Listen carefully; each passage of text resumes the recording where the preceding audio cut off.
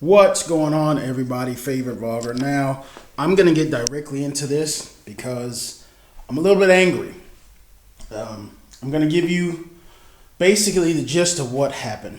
The reason why this week I have not vlogged is because this past Wednesday was a major incident. And I'm going to give it to you fairly as much as I know and as much as I understand. Some of you know I have a 4-year-old, my daughter. Before I even go further into the story, this is addressed to those people that work at a burner haven. I'm not saying the name of this burner haven. I'm saying burner havens in general. This is addressed to you somewhat. My daughter, this Wednesday, she got hurt. She got hurt really bad in the sense that some people will say it's kids being kids. I, on the other hand, don't believe in that. Well, I do, but I don't believe in the way she got hurt as it pertained to kids being kids.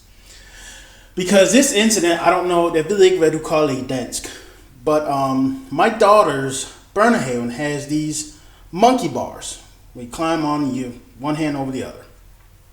Apparently, this burner haven has some type of game that they play on these monkey bars. And she lost, but apparently this game has been going on for some time now. From my understanding, what I got told from the person, one of the personnel there. When I say she lost her grip and she fell. She broke not her arm and not her feet or her legs or anything else. She broke two, what they call mælketænder. These two teeth right here, 1 and 2, gone. Right out of her mouth. What made matters even worse, she lost them and had a huge hole right here where I'm guessing maybe her lip came under and she clumped down, she bit down on it because of the force from her falling, or she fell specifically on her, pardon my French, her face. I don't know, because I was not there. Now, what I'm getting to is this in particular burn haven. When this incident happened, I give them credit. They did the proper thing. They called me first, and I'm not complaining about that.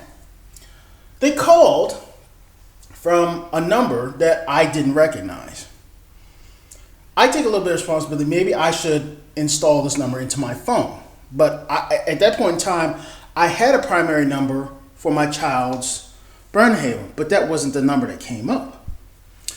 So I let the call go to voicemail. It concerned me because right at that specific moment, I had a very bad gut feeling something bad had happened.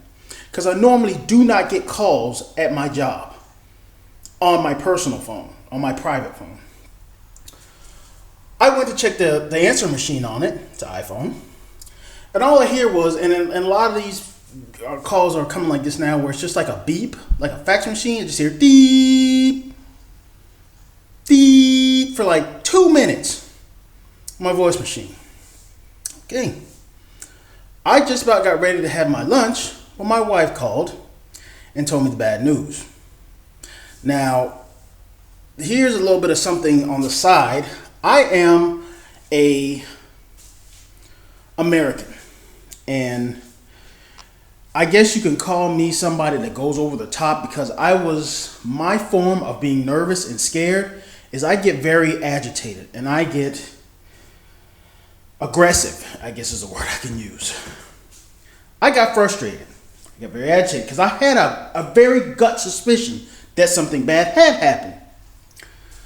So I come back into my job. I immediately go on to my boss. Hey, my kid's gotten hurt, and I need to go check and see what's going on.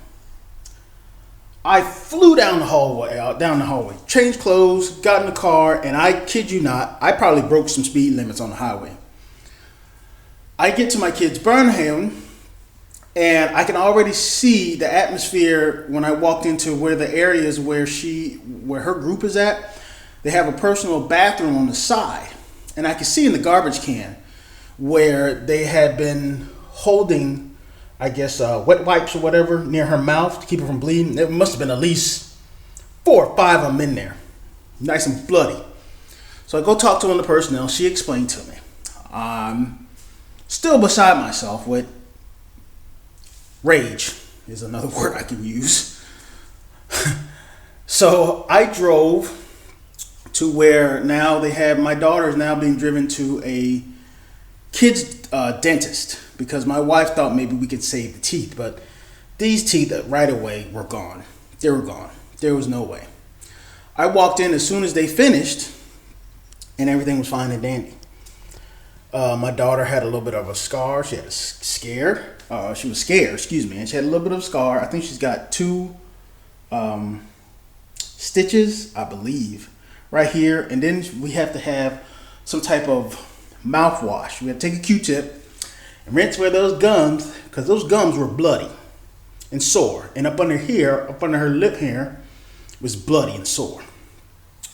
So my entire rant right now is, one, why is this happening? I don't want to say across the globe, across Birmingham, but please hire more individuals. This personal Birmingham that my daughter is at, I think there is a maximum of like 7 or 8, I could be wrong, personnel. And I know I've complained about this before, but they need more. And they need to have somebody watching these kids. To my understanding, the person that I talked to, she said that she was standing right there when it happened. So if that is the case, why are you playing this game? Why are you having these kids play this game where it can endanger our children? That's my personal opinion on it. And my wife came back to me, which I'm somewhat not in great spirits with her, and it's not her fault, but it's also something that she said. And we don't necessarily see eye to eye about this, so I don't even want to get into an argument or confrontation with her about it, because my personal views on it, if my kid is at this institute where she's learning, higher learning, and we paying all this money, I don't even know what we pay for her to go to this Birmingham, but watch them. Watch them. Don't walk away. I can't say that I should never get a call from her, because it's gonna happen. And I there's a part of me that understands, yes, stuff like this happens. It's pure accidental, and then there comes that quote, kids being kids. But at the same time, how about the adults be adults and do what they're supposed to do? She would have never gotten hurt if, again, it's hard to say if somebody was there because I wasn't there. But she claimed that she was there, so I'm taking her word for it. I'm not calling her a liar, but I'm just a little bit skeptical. If she was there, then maybe the situation could have been less. To my understanding, apparently also there were some other parents that were picking up their children and they saw the incident and they were kind of a little bit concerned about it. So now, apparently, I'm guessing in between Thursday and Friday, the daycare had a talk with the kids. Now the kids, like I said, my daughter's 4 years old. I don't know about the rest of them. I don't know how old they are. But do you think they comprehend what happened? Some of them probably did. Some were probably scared. And I'm quite aware of that. And I'm glad they're talking to them. But they also need to talk to the parents and explain to us, when you drop your kid off, this is what we are doing. This is what we have planned for the day. And that we don't get. Well, at least I don't. My wife, I think she gets like a breakdown on her phone of what they have planned. But I don't get it. I don't understand it. It's not that I can't read Danish. Jeg kan godt nok læse dansk. Jeg kan godt nok snakke dansk. Det er ikke et problem. The problem is, especially with me living here in Randers, but working so far out in Tilst and Aarhus, it takes 45 minutes. So I'm not pleased with what's going on. This is the first incident, and I think I even made a video before about in Vuggestuen, my daughter got bit when she was 2. And I'm just like, well, what the fuck is going on? So now this is the second incident with my daughter where something bad has happened. And I'm starting to get a sense of unreassurance about my kids. I can't even, Robin, he's only, 6 months old, 5 months old. I have no clue what the fuck's going to happen to him, and I'm not looking forward to it. I really am not. And I'm personally scared for my kids. I know you can't, I know a lot of you are going to be like, dude, suck it up, quit being a pussy. But for motherfuckers like you probably don't got kids, so sit the fuck back and shut the fuck up. Because you can't sense, you can't realize what I'm feeling and what I'm seeing when I put my daughter to bed and I had to brush her teeth and I had to be gentle enough to brush here and avoid there because she's in a lot of, she's sensitive about it. So that stuff, it hurts daddy's soul. It hurts me mentally and physically. And if I have to, and I've said it, and it wasn't a threat, if I have to, I will seriously quit my job and be a full-time house dad if I have to. Because in that sort of situation, I know if my daughter's here at home, there's less of a risk for her to get hurt. But now I say that, and then there's a situation where this chair right behind me here in our kitchen, that chair right there, my daughter's antsy. She has a problem with sitting her butt in the seat. And she fell right in front of her mother, right here, because her mom was sitting right here and they were doing some type of pearl thing or whatever, making some type of arts or craft thing. And she fell out of the seat. And when she hit that pavement, it was a quick pop, but it was just because she braced herself hard enough that she wouldn't get hurt. But then there's another incident where she was spinning in the living room and she ate the corner of the dresser or the corner of the sofa board right here. So I don't know. I know for sure under my personal care, if it ever came to it, my daughter wouldn't get hurt as much as if she was out at this Birmingham. After all that, my question to you is, hvad skal man gøre med det her børnehave? Ja, det kun en uheld, men jeg de type, der ikke klaret for uheld nummer 2, uheld nummer 3, når hun har brækket armen, når hun har brækket benen. Og jeg ved godt, alle sammen, det børn, der bliver børn. Kids are being kids. It's gonna happen. Yes, I know that. But not in this situation. What do I do? Besides going out and just having a talk with Burnham, because I feel talking is not enough. I'm still away at work. Unfortunately, I'm lucky enough that my wife is on maternity leave for a full year with my 5-month-old boy, Robin. When that year is up, she's going to go back to work. Both of us work out in freaking Aarhus. So, again, my problem is, hvem skal jeg snakke med? Det personalet?